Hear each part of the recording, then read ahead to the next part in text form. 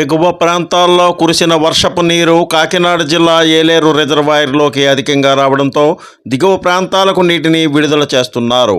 దీంతో ఏలేరు ఆయకట్టు ప్రాంతంలో ప్రజలు బిక్కుబిక్కుమంటున్న పరిస్థితి నెలకొంది.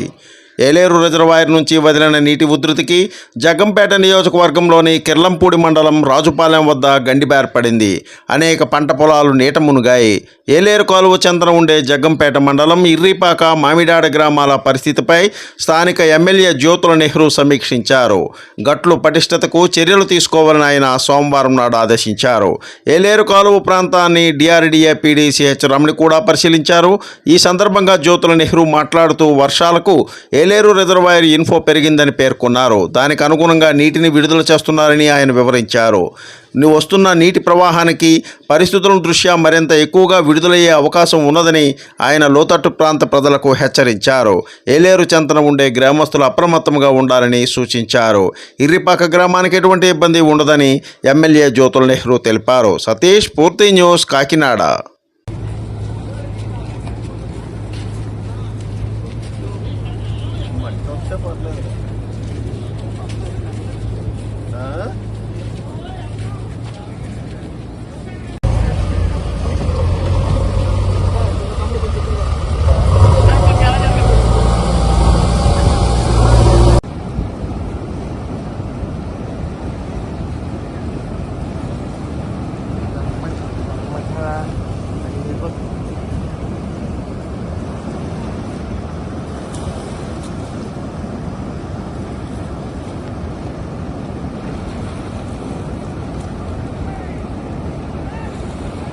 గడిచిన 2-3 రోజులుగా కురుస్తున్న భారీ వర్షాలకు రహదారులన్నీ జల దిగ్బంధంలో చిక్కుకుంటున్నాయి.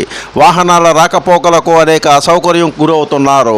ఈ నేపథ్యంలో పోలీసులు రహదారిపైన వాహనాల రాకపోకలను క్రమబద్ధీకరిస్తున్నారు. జిల్లా కేంద్రమైన విజయనగరం నుంచి విశాఖపట్నం వెళ్లే మార్గంలో రహదారులన్నీ జల దిగ్బంధంలో చిక్కుకున్నాయి. స్ఫూర్తి న్యూస్, విజయనగరం.